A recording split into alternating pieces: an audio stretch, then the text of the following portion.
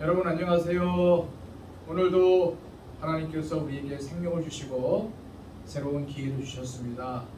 오늘 한 날도 우리 하나님께 영광 돌리는, 그리고 또 하나님과 동행하는 한 날이 되었으면 좋겠습니다. 오늘도 이 영상으로 예배드리는 여러분들을 축복합니다. 제가 기도하고 시작하도록 할게요. 참으로 감사하신 아버지 하나님, 오늘도 하나님께서 우리를 만나시려고 이 아침 저희들을 불러주심을 감사드립니다. 저희들 하나님의 음성을 듣고 겸허하게 하나님께 무릎 꿇사오니 주님, 오늘도 우리를 다스려 주시고 우리의 삶이 우리 아버지께서 바라시는 삶, 하나님께서 경영하시는 삶이 될 수 있도록 역사해 주옵소서. 우리 인생의 주인이신 하나님께 내 인생 전체를 맡기게 하여 주시고 오늘도 하나님의 인도하심 따라서 순종하는 우리의 삶이 되기를 원합니다. 하나님, 오늘도 우리의 부족한 것, 아쉬움에 하나님 우리의 삶을 지켜주시고 우리 가정과 일터를 지켜주시고 우리 귀한 자녀를 지켜주시고 우리 모든 것들을 하나님께서 인도하여 주셔서 오늘도 하나님께 복받은 삶의 전부가 될 수 있도록 역사하여 주옵소서. 예수 그리스도의 이름으로 기도합니다. 아멘. 우리 다 함께 찬송가 90장 찬양 드립니다.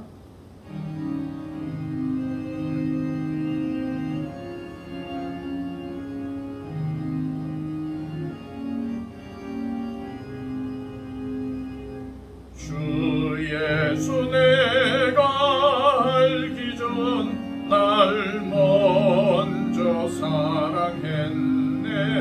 그 크신 사랑 나타나 내 영혼 거듭난데 주 내 맘에 늘 계시고 나 주의 안에 있어 저 포도 비유 같으니 참 좋은 나의 친구. 내 친구 되신 예수님 날 구원하시려고 그 귀한 몸을 버리사 내 죄를 대속했네. 나 주님을 늘 믿으며 그 손을 의지하고 내 몸과 마음을 바쳐서 끝까지 충성하리. 내 진실하신 친구여 큰 은혜 내려주사 날 항상 보호하시고 내 방패 되옵소서. 그 풍성한 참 사랑을 리는 이끌을 소냐 날 구원하신 예수는 참 좋은 나의 친구. 아멘. 이 시간 하나님께서 우리에게 주시는 말씀은 어제에 이어서 시편 44편의 말씀입니다. 시편 44편 9절에서 마지막 26절까지의 말씀.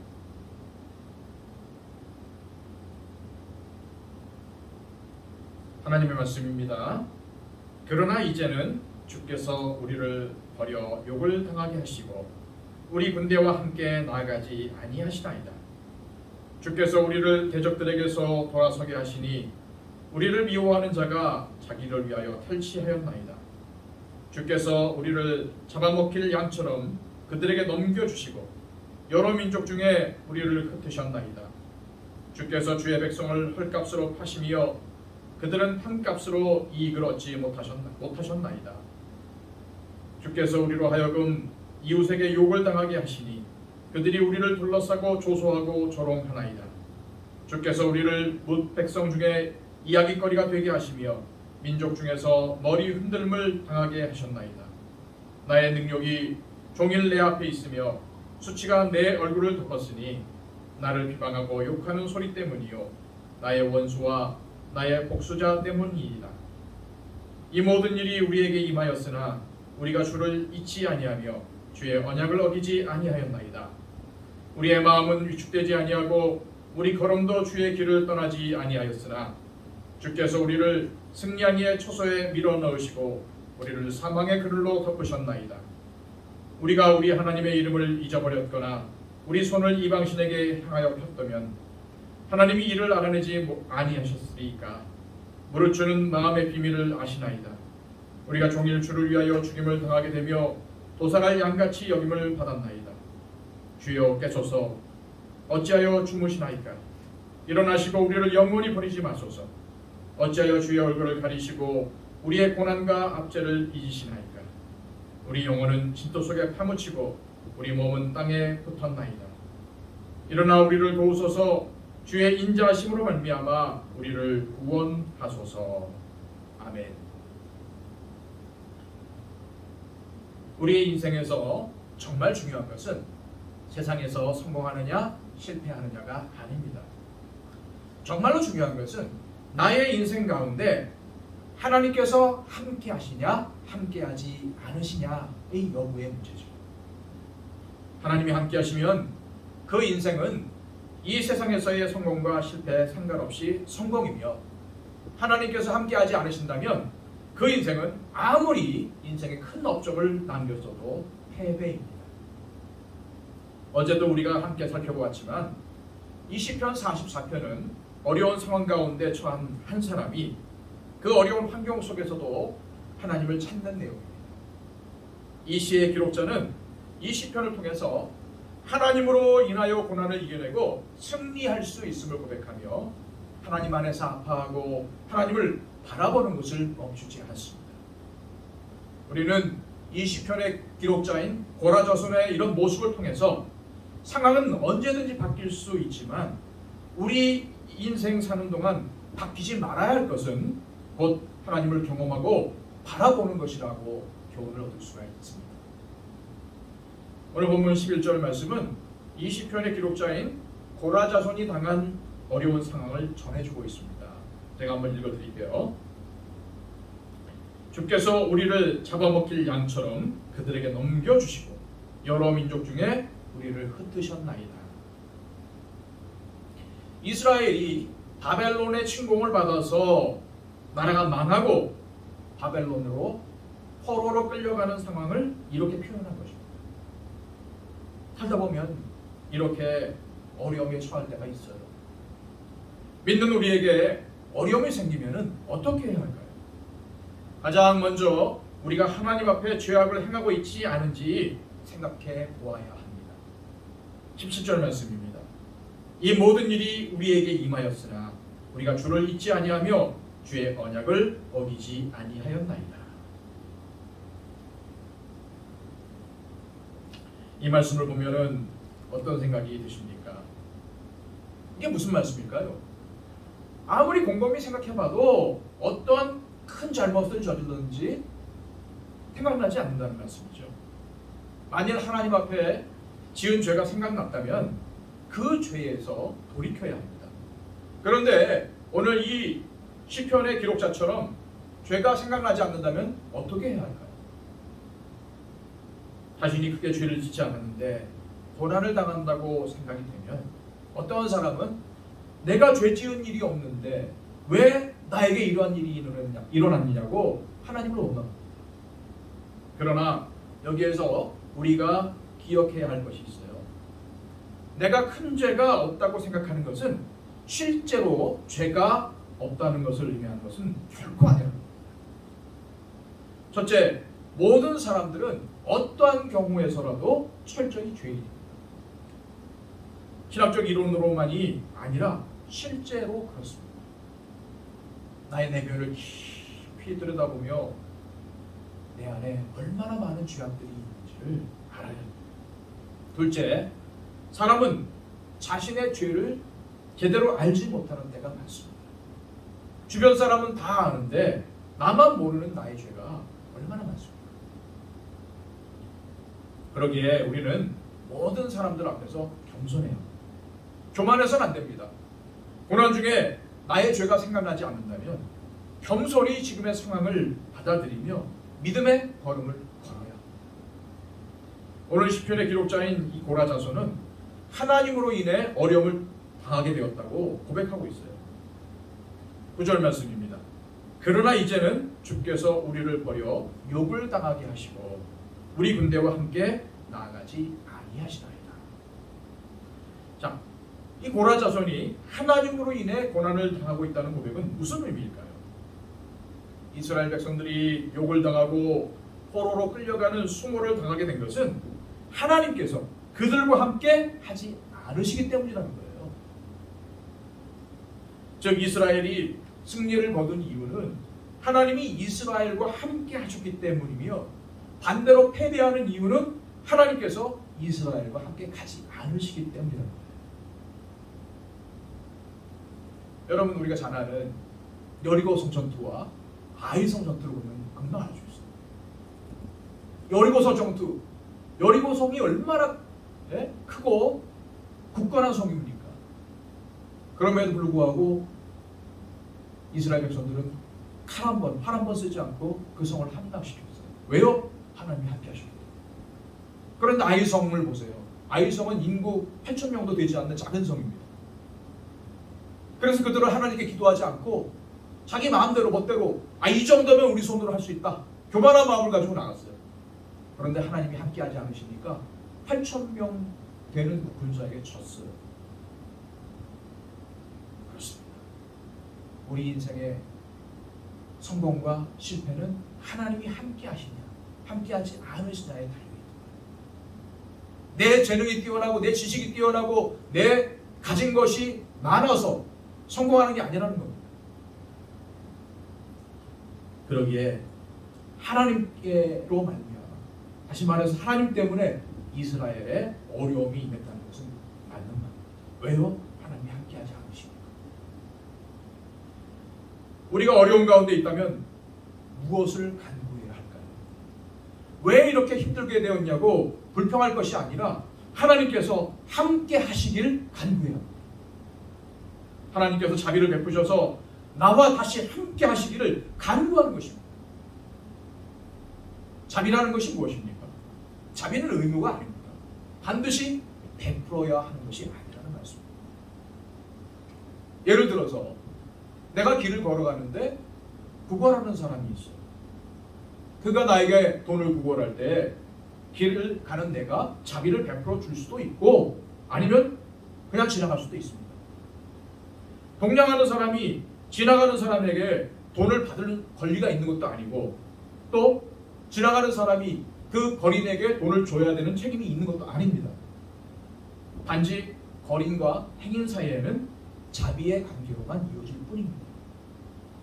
그것처럼 하나님과 우리의 관계도 그렇습니다. 우리는 하나님을 떠난 죄인이고 하나님은 자비하셔서 우리를 긍휼히 여기시는 것입니다. 그러니 우리가 자비를 받을 자격이 있는 것처럼 하나님 앞에 그렇게 당당하게 굴어서는 안 됩니다. 단지 우리가 구할 것은 하나님께 책임을 다하시라고 하는 것이 아니라 우리를 긍휼히 여겨달라고 하나님 자비를 베풀어달라고 구하는 것밖에 없습니다. 26절 말씀입니다. 일어나 우리를 도우소서 주의 인자하심으로 말미암아 우리를 구원하소서. 고라 자손은 비록 지금은 어려운 가운데 있어도 주의 인자하심을 힘입어 간구하는 자에게 하나님께서 은혜를 베풀어 주실 것을 믿었습니다. 그렇습니다. 주님은 인자하신 분이십니다. 자비가 풍성하신 분이십니다. 주님을 찾는 자를 그냥 놔두지 않으십니다. 그러기에 우리의 희망, 우리의 소망은 예수 그리스도 안에 있는 것입니다. 오직 주님의 이름으로 인하여서 우리는 구원을 얻을 수 있습니다. 여러분 힘든 가운데 있습니까? 어려운 상황 가운데 있습니까? 육체적 질병 가운데 있습니까? 헤어나올 수 없는 수렁 가운데 빠져 있다고 생각이 드십니까? 몸은 힘들지만 오직 예수 그리스도께 모든 희망을 두고 믿음으로 주님을 부르시길 바랍니다. 기도하겠습니다. 이 시간 기도할 때에 하나님, 이 땅에 코로나가 한속히 종식되게 하여 주옵소서. 코로나로 인하여서 많은 사람들이 수고하고 있습니다. 아버지 하나님, 특별히 방역당국과 의료진들에게 은혜를 베풀어 주시고, 코로나 때문에 경제적인 어려움, 육체적인 어려움 가운데 있는 분들에게 이 세상을 이겨낼 수 있는 힘과 지혜를 허락하여 주시고, 이 어려운 상황 속에서 많은 사람들이 주님을 찾으며 주님의 이름을 부르며 구원받는 역사가 일어나게 해달라고 기도해 주십시오. 한국교회를 위해 기도하실 때에 이 코로나 시기를 맞이하여서 한국교회가 더욱더 자정하고 또한 복음의 능력을 회복하여서 하나님 앞에 아름답게 쓰임받는 다시 한번 큰 부흥의 역사가 우리 한국교회 가운데 일어나게 해달라고 위해서 기도해 주시기 바랍니다. 또한 우리 교회를 위해 기도하실 때 하나님, 우리 모든 성도들에게 영육 간의 강건함을 허락하여 주시고 오늘도 살아갈 때에 승리를 더하여 주옵소서.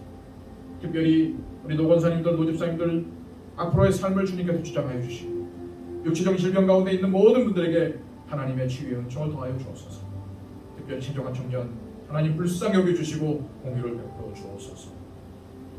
또한 우리 교회가 이 지역사회에서 선한 영향을 끼치며 많은 영혼들을 하나님께 인도하고 또한 복음의 능력으로 하나님의 사명을 감당하며 하나님의 기이한 은혜 가운데 성장하는 역사도 일으켜 달라고 위해서 기도해 주십시오.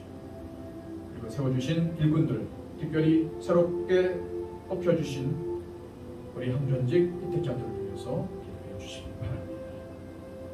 이 시간 우리 간절한 마음으로 물론 묵상이지만 하나님 앞에 기도하도록 하겠습니다.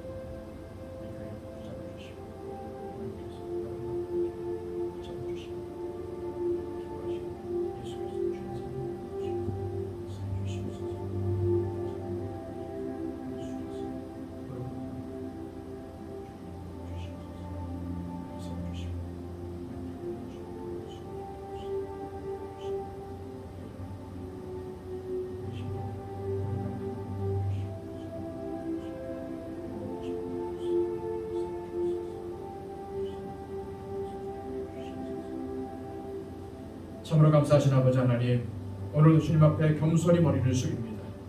오늘도 주님의 도우심을 간구하며 주님의 자비를 구합니다. 주님, 이 땅을 불쌍히 여겨 주시옵소서. 이 백성들을 불쌍히 여겨 주시옵소서. 하나님, 간구하오니 공유를 베풀어 주시고 자비를 베풀어 주셔서 이 땅 가운데 코로나 전염병이 소멸되게 하여 주옵소서.